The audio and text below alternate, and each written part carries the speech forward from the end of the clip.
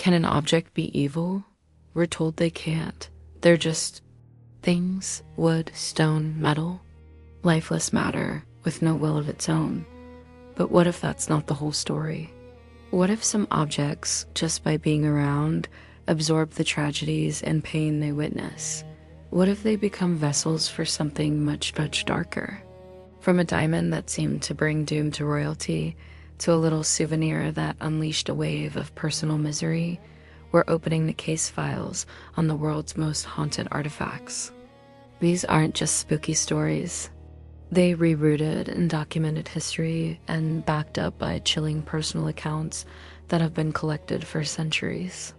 So is it all just a string of bad luck that our brains are trying to connect? Or are some objects well and truly cursed? Our first case file opens on what might be the most famous cursed object on Earth, the Hope Diamond. This incredible deep blue diamond, currently weighing in at 45.52 carats, has a history as rich and murky as its color. The legend kicks off in the 17th century with a French gem merchant named Jean-Baptiste Tavernier. The story goes that he stole the original, much larger stone from a statue of the Hindu goddess Sita, where it was one of her eyes. As revenge, temple priests supposedly put a curse on anyone who ever possessed the stolen gem. The tales that followed were grim. One version claims Tavernier, after selling the gem, was later torn to pieces by wild dogs in Russia. It's a great story, but historical records tell a different tale. He died peacefully in Moscow at the ripe old age of 84, and this is where the line between fact and folklore starts to get really blurry. What we know for sure is that Tavernier sold the stone to King Louis XIV of France in 1668. Now called the French Blue, it became part of the French crown jewels. The supposed curse didn't take long to show up.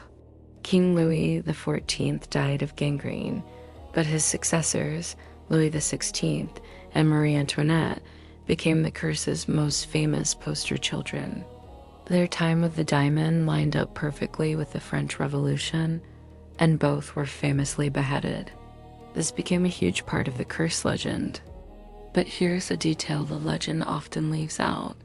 While the diamond was in the royal collection, there's very little evidence Marie Antoinette ever actually wore it.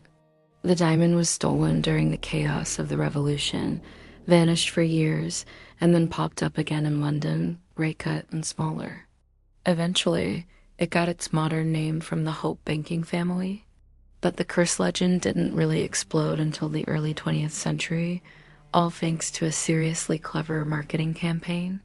When the French jeweler Pierre Cartier got his hands on it, he saw a golden opportunity.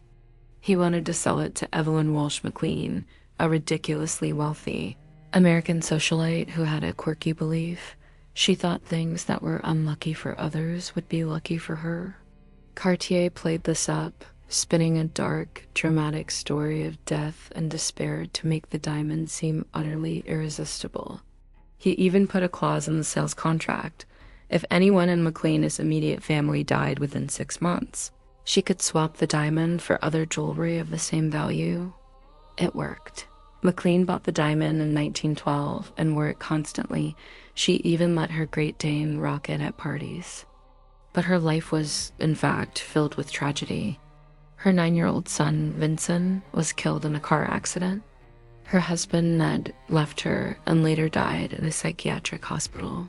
Her daughter died from an overdose of sleeping pills, and the family eventually lost their newspaper, the Washington Post. So, was it the curse? Or was it the tragic, but perhaps not surprising, outcome of a life of unbelievable excess, all kicked off by a jeweler's brilliant sales pitch? The story of the Hope Diamond shows how a little bit of history and a whole lot of suggestion can create a legend that lasts for centuries. Our next case file isn't about one legendary jewel, but thousands of small, seemingly worthless objects. We're talking about stones, mosaic tiles, and pottery shards, all swiped from the ruins of Pompeii, the Roman city frozen in time by Mount Vesuvius in 79 AD. And yes, They're believed to be cursed. This isn't some ancient legend. It's a totally modern thing, driven by the guilt-ridden confessions of the people who stole them. For years, officials at the Pompeii Archaeological Park have been getting packages from all over the world. Inside are stolen artifacts, usually with desperate letters begging for forgiveness. One of the most gripping examples comes from a Canadian woman known only as Nicole. In 2020, she mailed back a package with 2 mosaic tiles, bits of a vase, and a piece of ceramic she'd stolen 15 years earlier. Back in 2005, in her letter she explained, "I was young and stupid. I wanted to have a piece of history that nobody could have." But, she claimed, that piece of history cost her dearly. She blamed the artifacts for a terrible string of bad luck. "I am now 36 and had breast cancer twice," she wrote, the last time ending in a double mastectomy. She also wrote that her family had suffered from major financial problems. "We're good people," she pleaded, "and I don't want to pass this curse on to my family or children." She was convinced the relics held so much negative energy linked to that land of destruction, and Nicole's story isn't a one-off. Her package also contained another letter from a Canadian couple who had pocketed some stones on that same 2005 trip. They wrote, "We took them without thinking of the pain and suffering these poor souls experienced. We are sorry. Park officials have received so many of these returned cursed items that they actually set up a museum to display them. The stories are all hauntingly alike: illness, money troubles, and family chaos, all blamed on a little souvenir from a place of unimaginable tragedy. Is it a supernatural curse fueled by the souls who died in the eruption? Or is it more psychological? Some experts think it's just guilt doing its thing. Tourists know they did something wrong, so when life inevitably goes south, it's easier to blame a cursed rock than to deal with bad luck or their own choices." The Pompeii curse is a chilling reminder of how our own minds can give a simple object a terrifying amount of power. These stories really blur the line between history, superstition, and psychology, don't they? If you're finding these case files as fascinating as we do, and you want to keep exploring the world's biggest mysteries, go ahead and hit that subscribe button and turn on notifications. You won't want to miss what we have coming up. While the curses of the Hope Diamond and the Pompeii artifacts are based on stories and modern guilt, our next case file gives us something way more concrete: a physical, documented curse.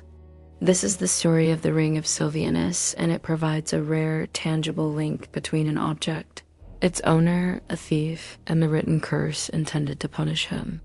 The story starts around 1785, when a farmer plowing a field near Silchester, England, the site of an ancient Roman town, found a large, heavy gold ring. Dating to the 4th century AD, the ring is big enough that it might have been worn over a glove. One side has an image of the goddess Venus, but it's the inscription that's really interesting. Around the band it reads, "Senetion vivus in Diem," which means Senecinus, live well in God. For over a century, it was just a cool Roman artifact. Then decades later, and about 80 miles away, archaeologists were digging at a Roman temple at a site called Lightney Park. The temple was dedicated to a Celtic god named Nodens. There, they found a lead tablet, a type of artifact known as a defixio or curse tablet. The inscription, written by a Roman named Silvianus, was a direct appeal to the god Nodens. It read, "Silvianus has lost a ring. Among those who bear the name of Senecinus, permit no good health until he brings it back to the temple of Nodens." Suddenly, the two objects clicked together. In 1929, archaeologist Sir Mortimer Wheeler made the connection, theorizing that this was the very ring Silvianus had lost, and Senecinus was the man he accused of stealing it. Silvianus, feeling wronged, had gone to the temple of a powerful god and paid to have a formal, written curse put on the thief. This case is incredible because it removes any doubt about the intention to curse. This isn't a legend passed down for generations or a psychological fluke. It is cold, hard proof of how people in the ancient world dealt with being wronged. We have the victim, Silvianus, the named bad guy, Silvianus, the stolen object, the ring, and the curse itself, carved into lead. What we don't have is the ending. What happened to Silvianus? Did he get sick? Did his life fall apart? Did he ever return the ring to the temple to make things right with an angry god? We'll never know, but the ring of Silvianus and its cursed tablet remain a chilling piece of evidence. They prove that for our ancestors, curses weren't just stories. They were a real tool for seeking justice when all else failed.